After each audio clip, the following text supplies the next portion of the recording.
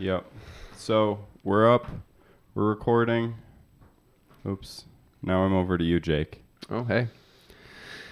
Yeah, I suppose. TFcast is back, and today we are here with Project Bike. Woohoo! If you want to introduce yourselves as more than Project Bike. That would be amazing. I'm Dana Sikkila. I'm the creator and artistic director of Project Bike.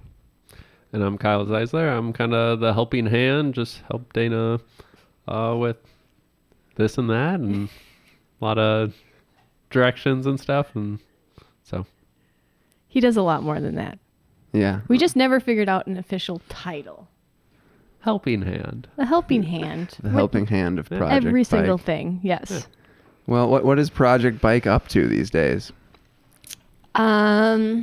Well, with some people are aware that we're not touring this summer.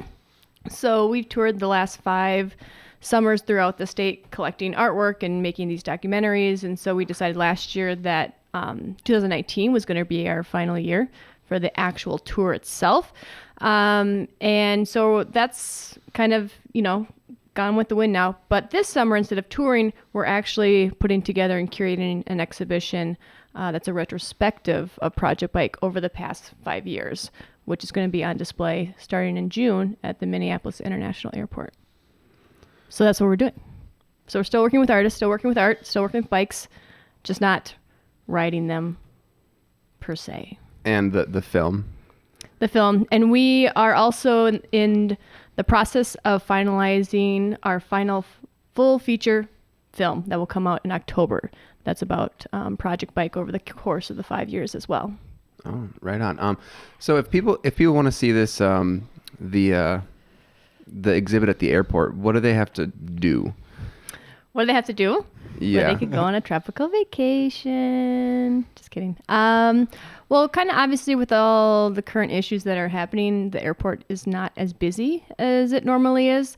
Hopefully towards into the fall, winter, there'll be more foot traffic. But so we're putting up the exhibition like normal. We're going to be doing a lot of media around the exhibition, a lot of virtual displays. We're talking about doing an online gallery. We're putting together a short film that talks about the exhibition as well, so people will be able to see it through online sources or also visiting or traveling through the airport.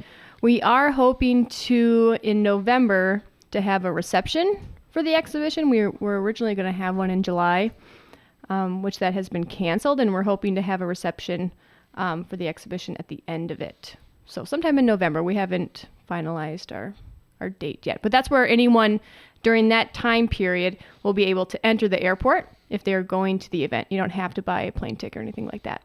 And how do you interact with that? Do you have to RSVP or? Yep. So the airport will set up a website once we finalize the date, and you'll go on there and basically RSVP. You'll have to give your name, gender, birth date, and then you're put on a list, and they check everyone on that list.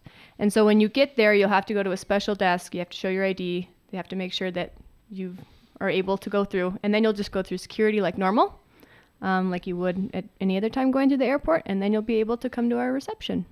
Oh, wow. It's quite the adventure. Yeah, that's It's a lot. We're even though we're not touring, which is kind of like a little bit of a blessing because I don't think we would have been able to tour with what's currently going on. So closing it out last year was a really smart move on Kyle's part, not mine. Ha. Oh. Just kidding. Was that your decision? Yeah, I was kind of the leader on being like, hey, we should start to end this, wrapping it up. I just thought, 1, I wanted my summers back, and 2, it was just the 5th year, kind of nice closing time for it. Or else you got to do it for 10 years. Oh yeah, you don't want to quit on a number that's not on your hands. That's weird. Yeah. Yeah, I could see that. You can't quit on the 7th year. That Just looks bad. Yeah. But yeah, so that was a discussion Kyle had brought up, was it February 2018, about kind of closing it out. So then when we went into 2019, last summer, we really focused it on the idea of like this being the end. Like this is the capstone to all the tours, is this tour. And is that when you came up with the idea to do a feature film, or were you contacted about that? Like, what's the story behind doing this whole movie? The documentation, so with each year of the bike tour, you know, we hire these different film crews. They're usually like 2 to 3 people, very small scale, that follows us along our whole bike ride. And they make, you know, 30 to 40 minute films, but we always feel each year like the whole story is not told. Like it, you know, you can't tell the story about Project Bike and about 10 artists in 30 minutes. Yeah. Properly. You know, so, and that's one thing we feel like our supporters and the people that follow us all these years, they really want to learn more about just like how Kyle and I sustain, as well as the artists. What does it mean to bike or tour through the state of Minnesota on your bicycle? So then we knew that we wanted to invest in that with having something longer. And especially with it being the last year, we thought it was like a good conclusion. Because then we're not just talking about year 5, we're talking about Project Bike as a whole. Like, you know, a lot of people that maybe just followed us last year have no idea that Project Bike started out of the 410. What the heck's 410 Project? You know, so it's kind of telling that whole story to and then how we got to where we are now. 410 Project. We haven't even talked about that. 410 Project. Sorry, I jumped in there. Well, I mean, we can't. There's a million things. I was going to ask, how did something with such like a grand scale, like what was the beginning idea that was like, was it we're going to start at the top and come back down, or was there a smaller idea of a Project Bike? Yeah. Oh my gosh, yes. Well, the first year I had this idea for maybe about a year and a half, 2 years before I actually did it the first year. It was one of those things of like random ideas pop in my head. And I'm like, well, let's just try this. I really like biking. I really like art and artists, and let's do something different than what other spaces are doing. And had never toured before. I had no equipment. I didn't have a bike that you could tour on. And I had wrote a grant to Prairie Lakes Regional Arts Council, and I received it. So I was like, oh crap, now I have to do this bike thing. So yeah, I basically drained my bank account that first year and bought GoPros, I bought a bike, I bought all the equipment you need to tour. And just had to educate myself by asking other people that toured, and went out for 14 days, came back and was like totally mentally and physically destroyed. And I said, I'm never going to do that again. That was horrible. And that was, you know, that first year I filmed everything myself. I biked by myself. It was totally unsafe. I had no idea what I was doing. It was like Survivor Man. It was ridiculous. What was I thinking? And especially that first year, I had to there was no credibility to the project. I was just this woman like emailing artists being like, I know you don't know me and I've never done this before, but would you give me like your artwork and we'll like put it on a trailer and I'll like bike away with it and you can trust me? And people were like, no. So I had to like beg people to just like somewhat participate the first year, or they were like people I knew or something. And I think like the trailer the first year maybe like gained a couple pounds to it with art. Like it was all very like drawings or small paintings. It was nothing to the scale of what it is now. But yeah, and I think that first year, I said I wasn't going to do it again. But once we had our reception and we showed the artwork and this little 3-minute film we put together for my GoPro, crappy imagery, and a lot of people showed up.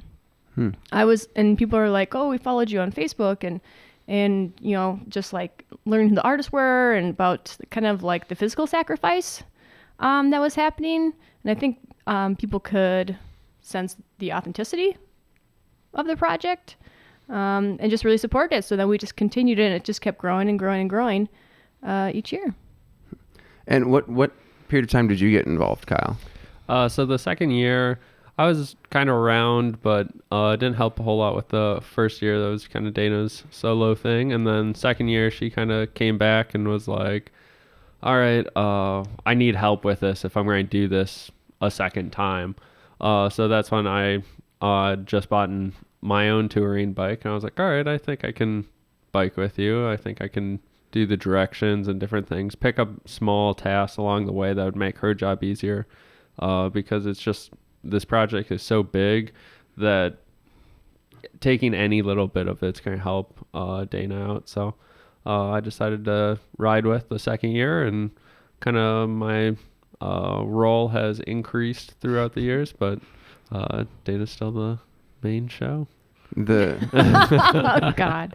There's some laughter there about the role increasing. What's behind the scenes there? Is you on the organizational side, or just different things. I don't know, it changes. It's just whatever I can kind of help with, whether it's finding artists or doing the social media. I picked up that, I think, like the third year I did quite a bit of that. First couple years we were doing a lot of the GoPro footage. After I think the third year, I don't think the fourth or fifth year we took the We did any GoPros. GoPro. Yeah, so because they just weren't making it into the final film. But yeah, so it's just been changing every year exactly what I do, but yeah. Help pushing up the hill a little bit.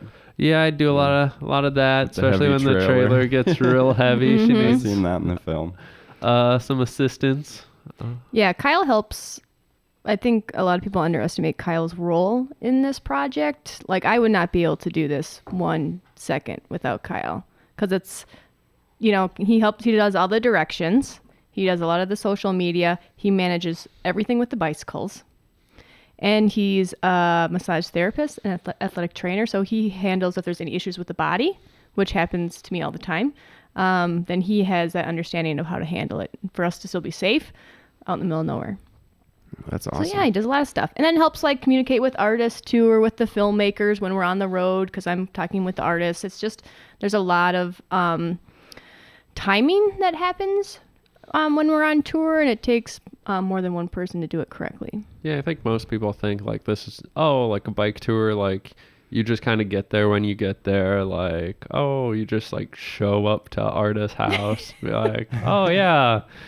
Oh, where did you find these artists? Oh, I was just riding and there's one right here. Here. No, it's all It's random encounters. Yeah. No, it's all really planned out. It's like, all right, we have to get 60 miles in today, and we have to do it by 5 o'clock. Like, when do we leave in the morning? How many times can we take a break? So those kind of the logistical things that I take care of.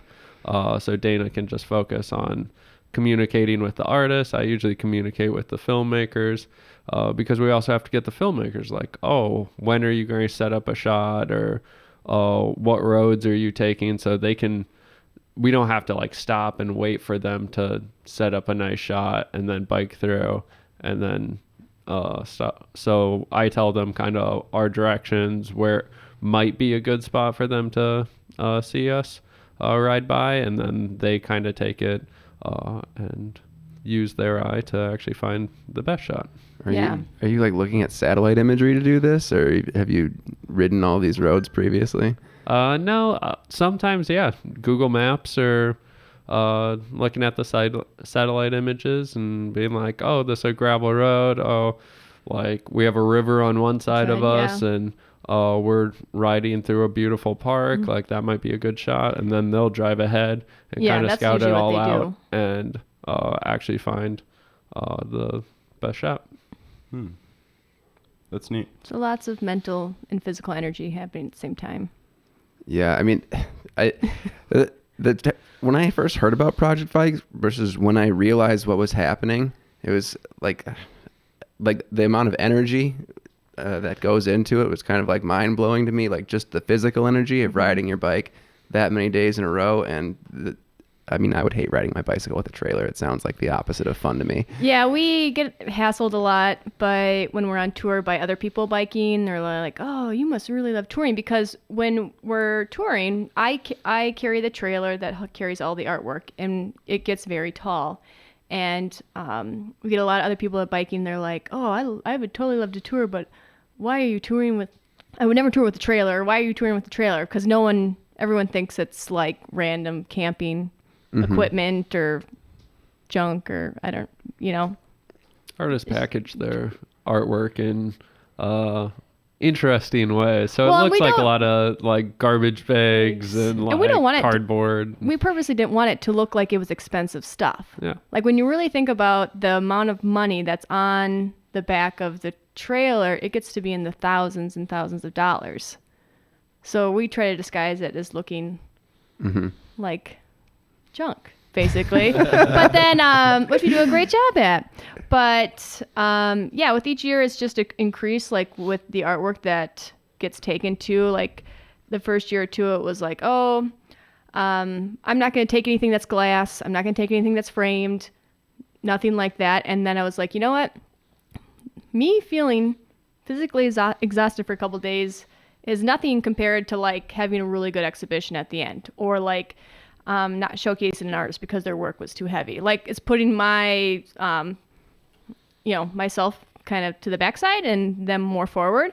So yeah, by the end of this last year, it was like the trailer gets to be about close to 200 pounds the last 2 years, and then pushing that. But then it's like you have to keep going. You've started. You can't just stop. Yeah, has it gotten heavier every year? I think this last year was a little bit lighter than the previous year, but it's always still close to about 200 pounds. And that's only because like a 40, 50 pound metal guitar on the 4th year.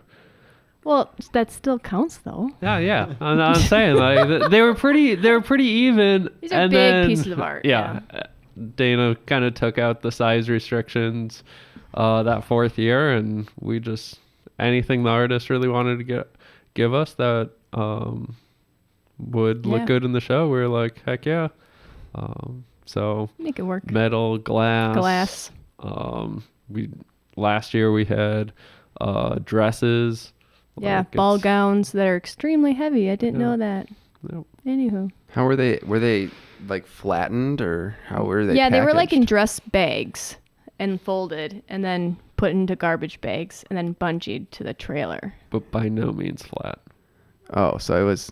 Yeah. What's the experience like with wind out there? I mean, your crosswind, is that not just ripping you off the road? I have openly wept so many times on the side of the highway due to headwinds.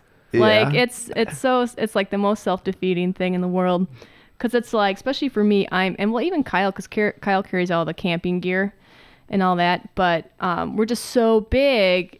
The wind is just the worst thing in the world. And then when you're on a time schedule and you're pushing so hard, like physically your body, but you're getting nowhere, and then you have like people are like, where are you? You're supposed to be here by now. And it's like, we're trying, but we like physically can't go any faster and we can't control it. And it makes you frustrated.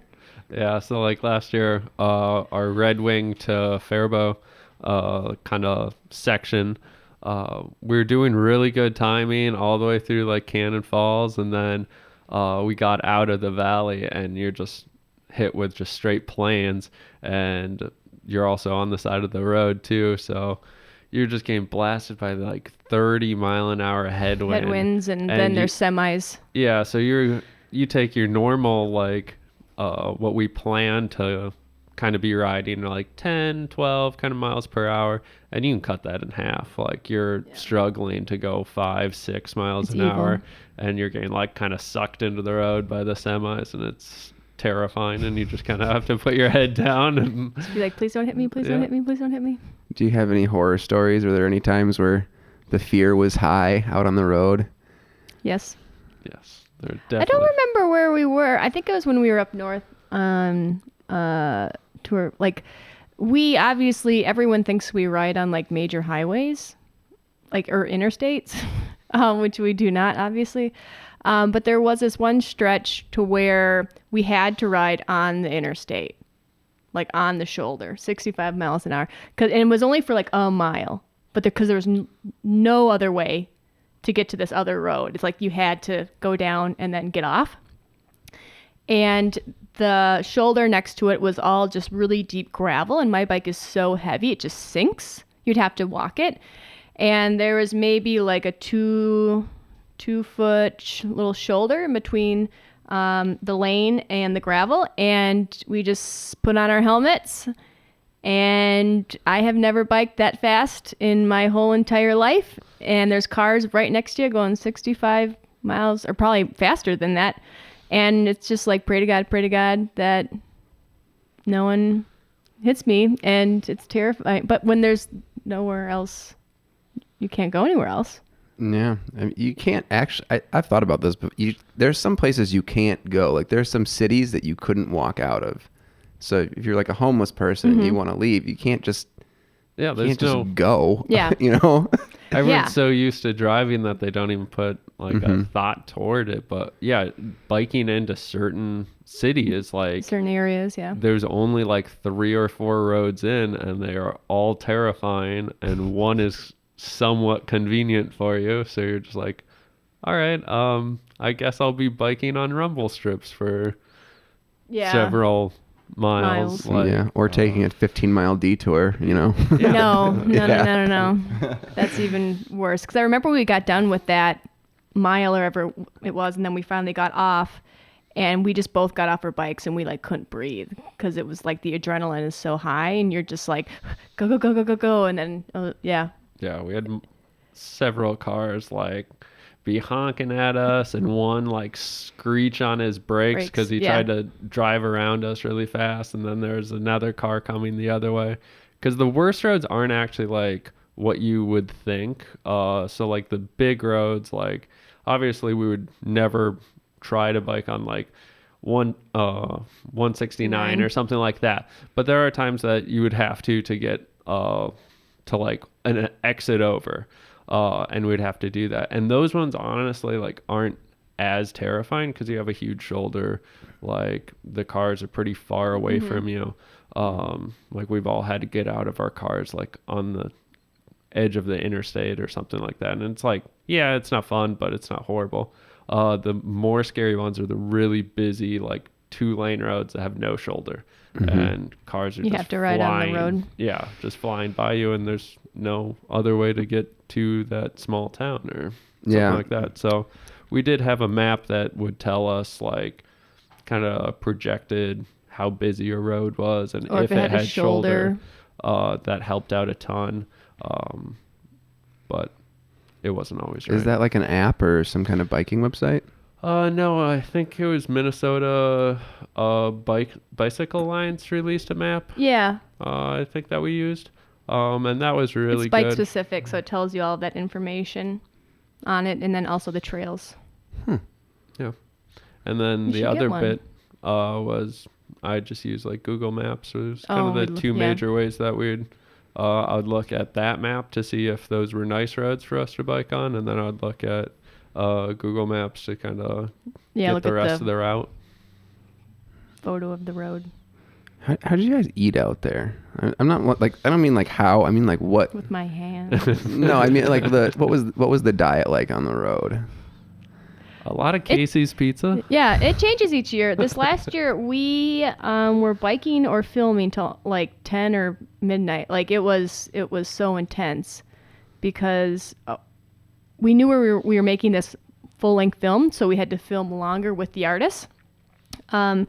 But we were still going the same miles each day. So that left less miles to sleep or eat. Like we just eat out of our bags, off our bikes, and then stop at a gas station here or there. We don't, and it's all really fast, or we're eating while we're biking because we need to get to our campsite before the sun completely goes down. So it's a lot of trash. We're kind of like raccoons. A little bit, not actual trash. Or sometimes the artists, they will give us food. Like we'll eat with the artists when we go to their house, or they'll have stuff made to give to us, and yeah. And then we usually keep a little bit of like hiking, kind of like freeze dried stuff, just in case we get to like our campground or wherever we're staying that night, and there's just nothing close to us, so we can at least cook something and have a warm meal. Well, even too, like when we're out biking, sometimes you hit a wall, and it's seriously because you need food. Like sometimes we'll camp and there isn't really we'll bike, and we're biking in the middle of nowhere for 20 miles. But let's say you hit mile 15 and your mood changes because your body is like starving, and it's still 10 miles to the town to eat anything. So then we have the kind of camp food freeze-dried stuff to make on the side of the road on like the little stove that we have for camping. Like we've had to do that a couple times. Mm-hmm. Just from your body starting to shut down because you're hungry. Yeah, you hear about marathon runners hitting the wall, and that's exactly what that is. You just run out of carbs, and you just struggle to go any further at any sort of speed. Anything, yes. Is that like an acute feeling? Just, you know? Yeah, it's really crazy. I get really angry. Yeah, it's called the wall for a reason. It hits you all at once, and you're just like going, "Oh, I feel okay," and then all of a sudden, like, I don't feel like I can push these pedals, Like physically Like, do it yeah. anymore. And then that starts to affect your mental state Yeah. and then your timeline for the day. And yeah, it's crazy. It's like with this project, it's a whole consumption of like mental and physical. And I always tell people that. And I still feel like people don't necessarily understand. Well, and how do, if you've never toured before, it's a hard thing to relate to. That's kind of what I was getting at earlier when I was like, when I realized like the scale of the thing, just from a biking and energy expended perspective, it's like, oh, that's crazy. Why'd you do that? That's a lot. I know. What the heck? Well, I think too, it's like every year when we do the tour, we'd get done and we show like our short film at the 410 Project with the exhibition and all that stuff. And that's usually been like the end of it, for that year. And we seriously turned that projector off, and 5 minutes later, people are like, next year, you got to go here. Or like, how can I apply to be an artist? So we are like, we haven't even made up our mind if we're doing it that next year. And we already are like feeling a little pressured to do it.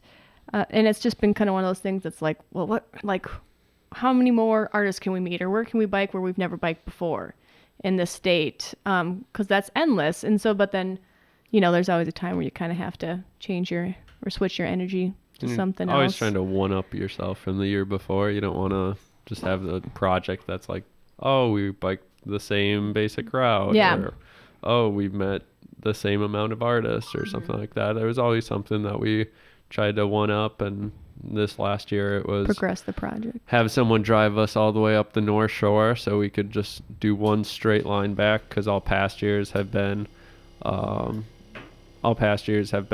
of a circle, usually up to the metro and back.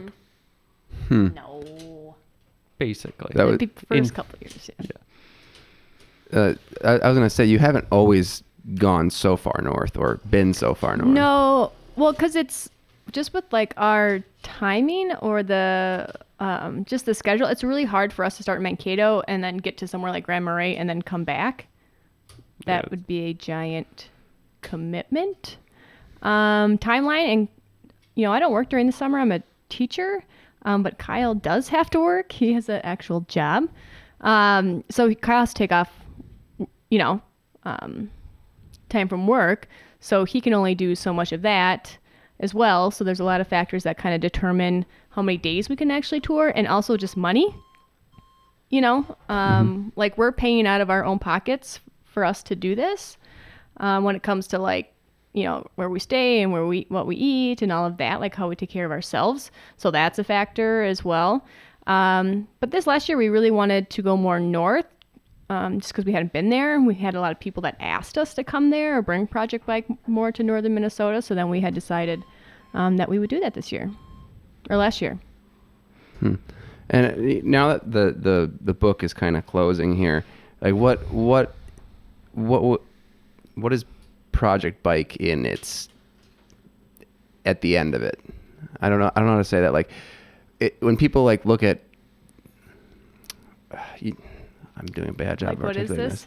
Yeah, like what is it going forward now that the touring part is closed? Like, is it something that people look back on, or is it something that other people continue, or That's always been a question, and I don't quite know that yet. Project Bike is going to be going on, even though we're not touring.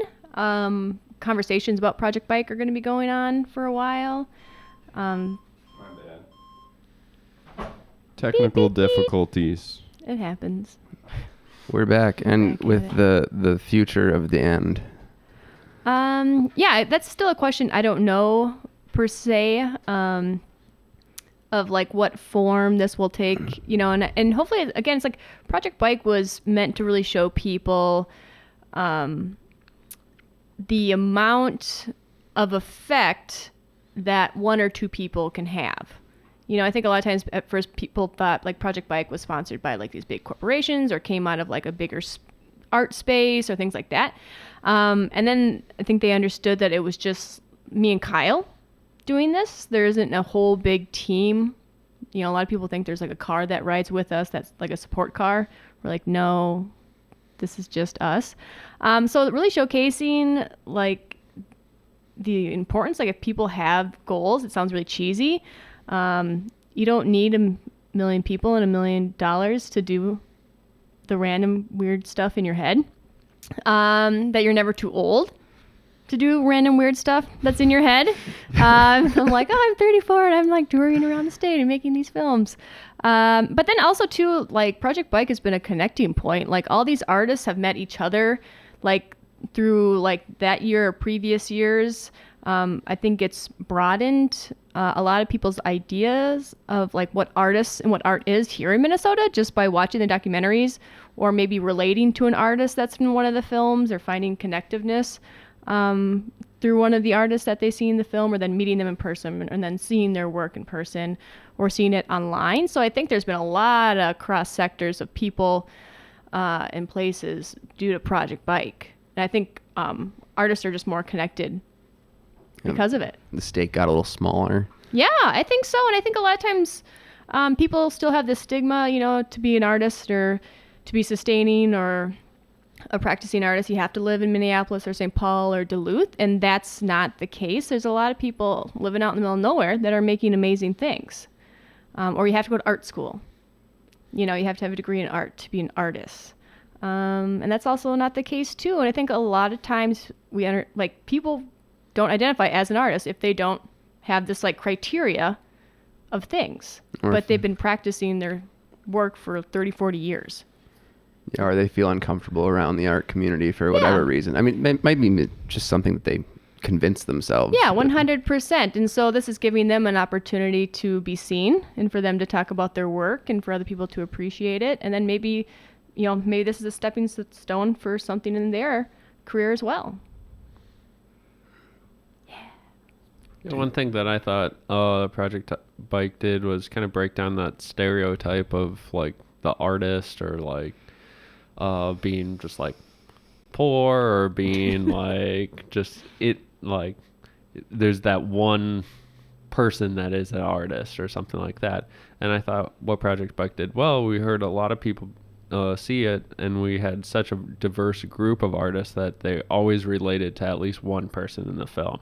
So that person that has really mathematical brain, we had artist that all her artwork was Emily Victor, yeah. Yeah, all of her artwork was just counting systems basically. So, and she was kind of teaching us about that, just like counting by like 12, and she would show that in like a visual way, and it would be very stunning when she was done with it.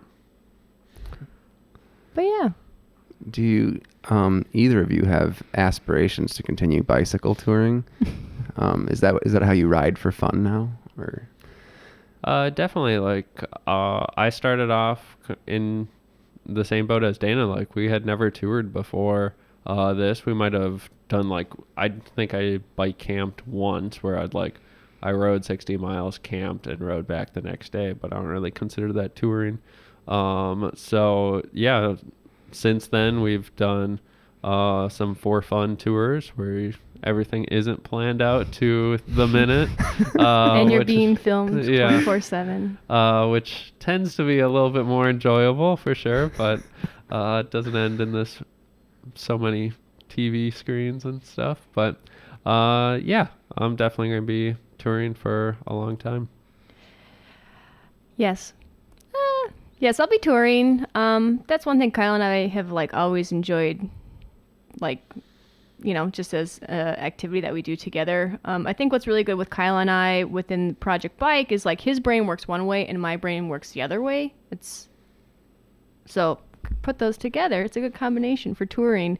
But we both do a lot of like mountain biking, bike polo, road riding, kind of like a whole variation of bikes, period. So we're always doing something. Yeah, I think you had like 5 or 7 bikes in your living room. It's a lot of. It's a lot of bike. You got to have a different bike for every activity, you know? Yeah, totally. I can. You understand? You can relate? You I can understand? relate to that. That's what I tell my mother. Unfortunately. My mom's like, why do you have all those bikes? It's like, well, different bike for different landscape. Yeah, and Kyle, you've recently changed your overall location. You moved out of state. Yeah, I got an opportunity at a D1 university down in Texas, Sam Houston State University, to work with their Division I track and field team. I'm an athletic trainer, so it was too good of an opportunity to pass up. So we'll be down there for a year or two more and kind of see. You will be down there. I will be down there. So, and then kind of see if I can make my way back up north here. So the plan is to come back home. The plan is to come back to the Midwest at some point. I don't think Texas is the exact place for me, but it works for me right now, and it was too good of a opportunity to pass up, really. Yeah, wow, that's amazing. Yeah, and people love to come back here. That's a thing about this place. Mankato. It could be you, Kyle. It could be me. Yeah, it's the land of opportunity. Yeah, so there's just been a lot of changes with the project, and obviously even just with Kyle and I too, different opportunities. So it was really like a blessing in disguise to kind of close it out this last summer, 2019. And Dana, you going into the future, what are your plans? I don't know. What should I do? Well, don't ask me. Wait. I don't know. I was. You could tour around Minnesota on a bike, collecting art. I love that idea. Let's do it, Kyle. Oh, wait. good. And take pictures of it and put it on the internet. Yeah, that was a big question. When we had kind of released that was going to be our final tour, everyone was like, oh, is someone else going to take it over, or this or that? And I had always said, it's like, well, it's kind of like if you're writing a book and you write a series of books, someone doesn't come and then continue your series of book. You know what I'm saying? And then I got a lot of criticism, like, oh, are you getting too old? You can't. Yeah, and that was a big one too. And I was like, and Are these people like 16? no, these were other grown adults. So I didn't, so there's a lot of weird ideas. And I'm like, no, people can transition and their energy to other things. So I don't know. Right now it's just really focusing on teaching and the 410 and kind of, transition a lot of my energy back into the gallery space. And then just seeing, like, if I always say, like, if I take all the energy I put into Project Bike, like planning this thing for months and months and months, and transfer that into something else, like just I don't know what the other else is yet, but knowing me, Yeah. it'll be something. But Project Bike's not done either, so we'll see. Yeah. We have the film, the feature length film is not what was shown. Correct. Yeah. So there's how much longer is the film that's coming out towards the end of the year? Yep. So this last October 2019, we did show a kind of mini documentary that went along with the exhibition at the 410 from our 5th year. But this coming October of 2020, we are going to be releasing our full-length 90-minute film. And right now the plan is to premiere it at the Twin Cities Film Festival. So they haven't made any exact decisions if they're going to be holding the festival in person like they normally would, or if it's going to go all online, or what they're currently doing. So we're not 100% sure on how it will be premiered, but we know for sure, even if Twin Cities decides maybe to not do it at all, we'll just kind of premiere it ourselves. But right now that's the plan. It's October 20th is when they're scheduled. We've kind of gone around this topic a little bit in this video. In what ways has the situation with this whole COVID-19 affected Project Bike, pushing things back, or just in general? Yeah, it's definitely put a little bit of hinder, like all this work of, getting in the airport, because the airport approached us in 2018 about doing a display, like a kind of like a retrospective in one of their display cases at the airport. And then when we had said 2019 this was going to be our final year, they were like super jumped on, like, okay, now it's kind of done. Let's do this exhibit of what Project Bike is as a whole.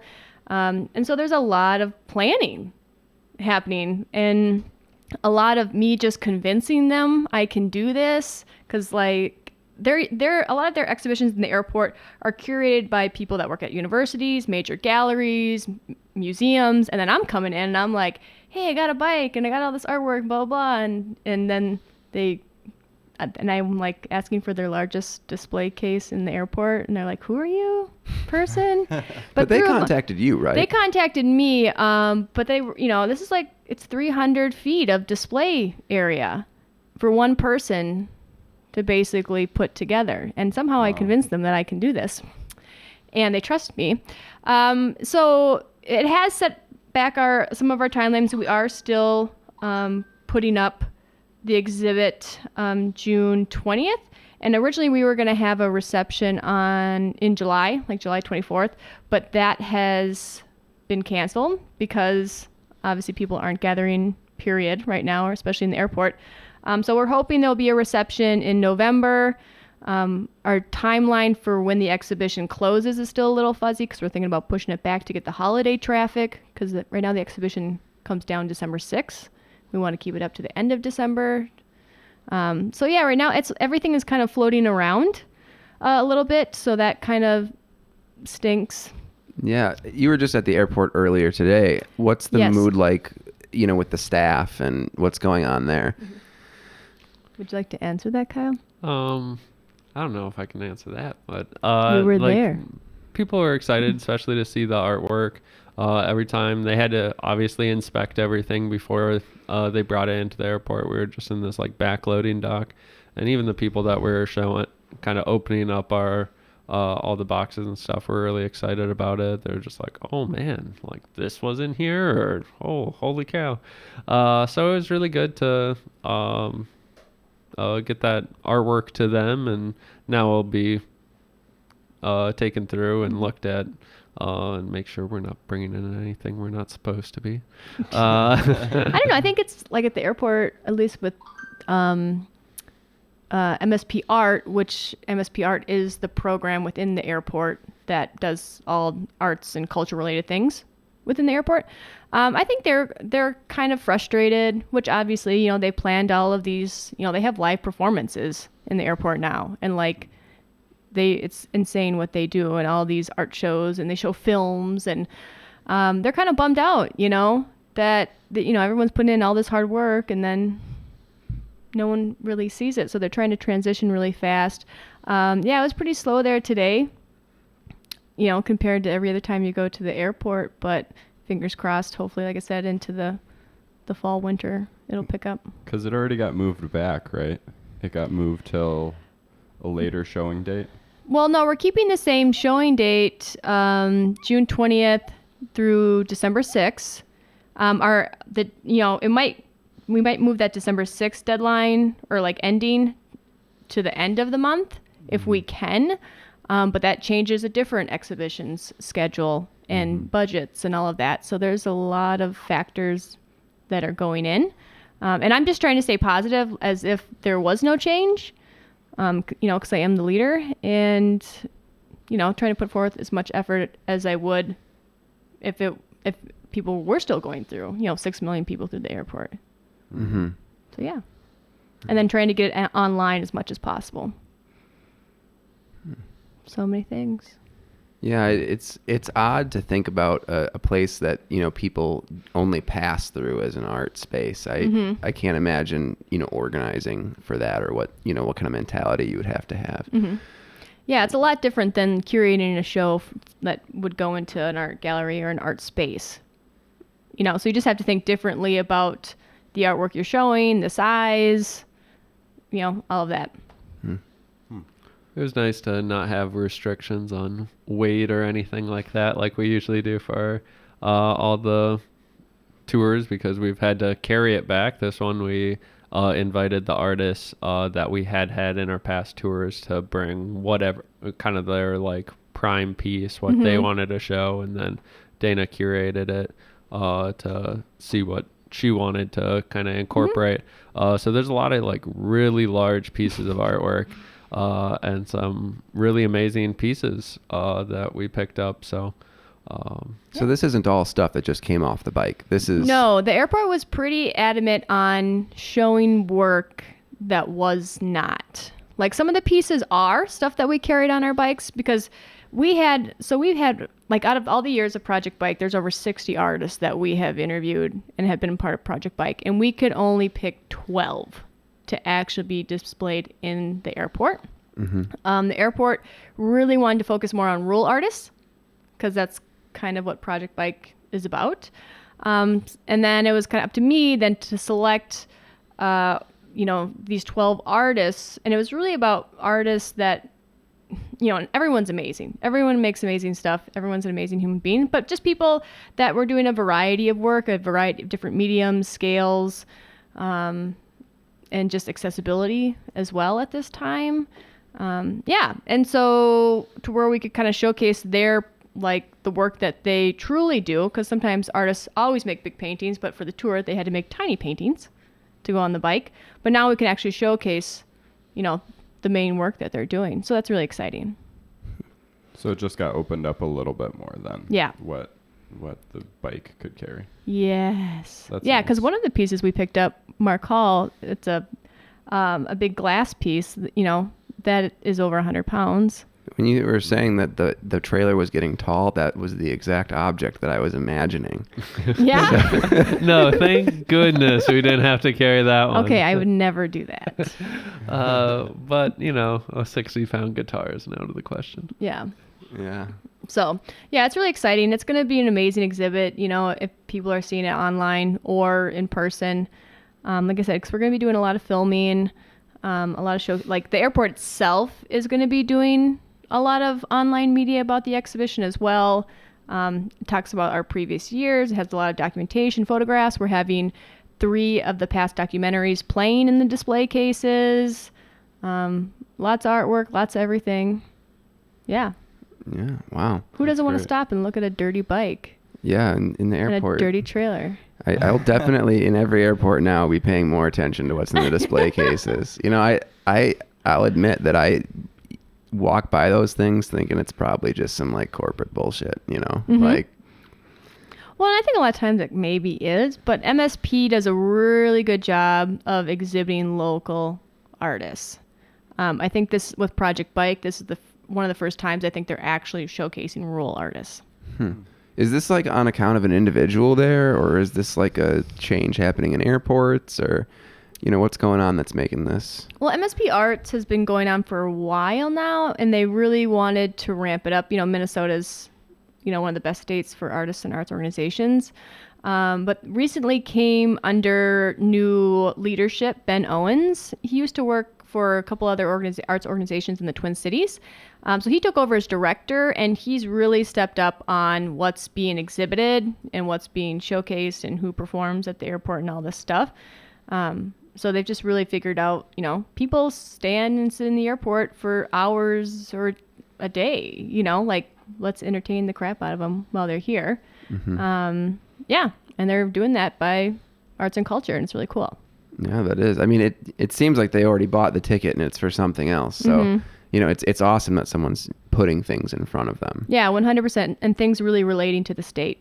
And when they had approached us, to display, I was like, what? But they're like, Project Bike is Minnesota. So this is exactly what we're looking for. I was like, oh my gosh. Now it's international. Here we are today. Basically international. Sure. But yeah, it's exciting. That's for sure. Well, do either of you have anything else, like specific things that you want to chat about? Any great Project Bike stories you've been itching to tell? I don't think we told where exactly in the airport this is going to be Oh, and we even practiced this. Yeah. Should I say it? Because that's good information. So it's going to be displayed at the Thomas Reuters. Yeah. Huh? I got the Thomas Reuters Concourse C Art Gallery in Terminal 1. So like I said, it's their largest display case in Terminal 1, or display case area. It's actually 5 giant display cases. That's about 300 feet of display area. So it's pretty freaking big. Yeah, if you go into Terminal 1, once you're past TSA, you just hang a right, I believe. And then another right, yep. And then it's like halfway down that hallway, if that. Mm-hmm. And it's 300 feet and the biggest display cases Yeah. you've probably ever seen. Looks great. And Yeah. I'm excited for it. So if you are in the airport at all anywhere, and you have time in the next couple months, Mm-hmm. or 6-7 months, I go hope, see us. I really want to make it up to the opening if it ends up happening. So. Yeah, and as of right now, they are planning on doing something. They just haven't finalized a date. So obviously, we'll be putting that out there like mad crazy. But Yeah. once if they it do. doesn't happen or something, or you can't get to it, as we said, it's going to be put online. So you'll still be able to see it and enjoy the collection. What does that look like? How does it? It's photos or? Well, because we're working with you guys, we're making a video that is about the exhibition.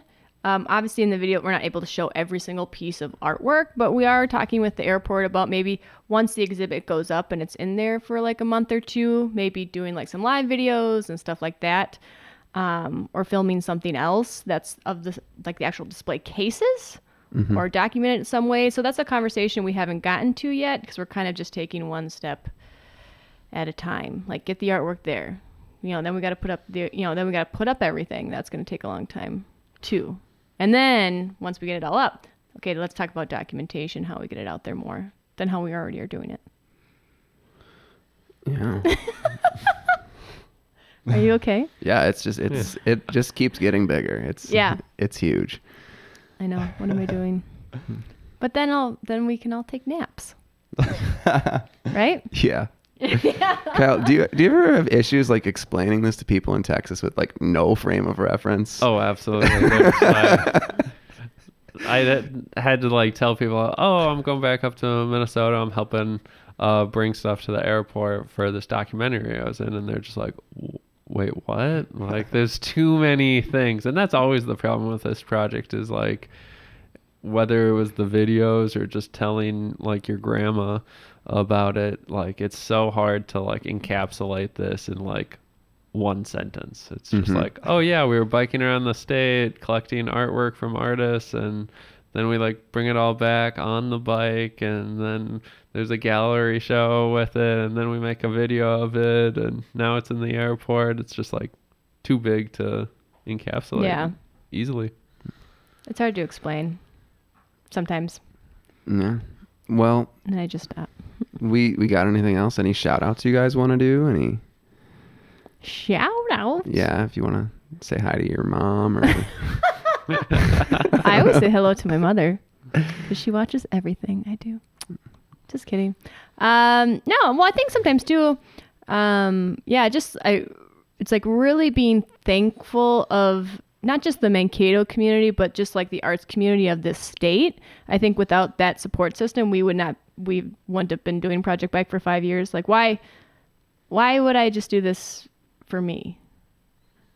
It's about a bigger picture. And, every year we have those people that support us and they give donations to put the film together. They support us along the way. We've like stayed with people we don't even know because they like offer us to like, we can sleep on their couches. We don't have to sleep outside when it's raining. And so we're just really thankful for all the people over all these years and our families for supporting our ideas and our efforts, and really believing that this is a project that has like worth to it and really affects people in their lives and their careers and their ideas of who they are as human beings and creative people. So that's just, one thing I want to say is just being very thankful of the support and, everyone's support to the 410 as well. Because without the 410, Project Bike wouldn't have happened. Yeah, I suppose. So, Yeah, the following has been incredible. Like there were so many times out on tour that people would just see a post or something and send a little bit of money to help us out, or drop off some like beef jerky or something like that. Like there's so many amazing people that were following this, and they would see that it was raining outside and they'd just be like, get yourself a hotel for the night. And we were just like, oh my goodness, this is absolutely amazing and needed. I don't want to sleep in the rain anymore. Yeah. But yeah, so that's like one like huge shout out, basically, And all to the everyone. Yeah, we had several local businesses that helped us support this. Sponsor us a little bit. Yep. But all of that, like a lot of people gave donations, but that all goes just to paying our filmmakers to make the documentaries, because that's a huge undertaking. And they put those videos together in like 2 months, month and a half, and they've always turned out amazing. And if anyone is interested in watching our previous videos from any of the years, they can go to the 410project.com, go under our videos tabs, and you can watch all of our previous Project Bike documentaries. And we're also on Facebook and Instagram. If you search Project Bike, will pop up, and you can look at kind of look back at the tours and see our struggles and our successes, and all the artists and all that too. And yeah, a lot of the artists, a lot of the artwork was documented there as well. Find us. Or if you have a new idea I could transition to, send me an email. Just kidding. I have ideas.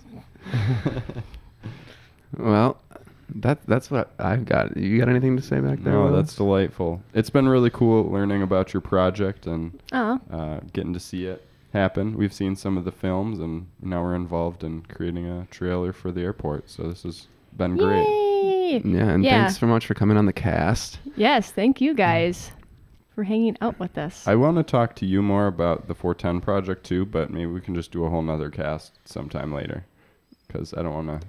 Probably. I We ful just like hit an Dana will be hour and- a repeat guest. Yeah, I will we'll talk about with you later. anything. That is another hour. It's wonderful. Or maybe you could maybe Kurt and I could come on and we could talk Oh, together. yeah. Yeah, you got to get Kurt on. Yeah, we here. do. We're just going to point all the cameras at Kurt. Oh, just kidding. That's fair. I'll take that. Yeah, shout out to Kurt, by the way. He's a one-man show. Shout out to Kurt. All right. Awesome. Well, thank you for being on. Yes, thank both you of you. guys. Thank you, guys. Appreciate Yep. it. All right. And we're out.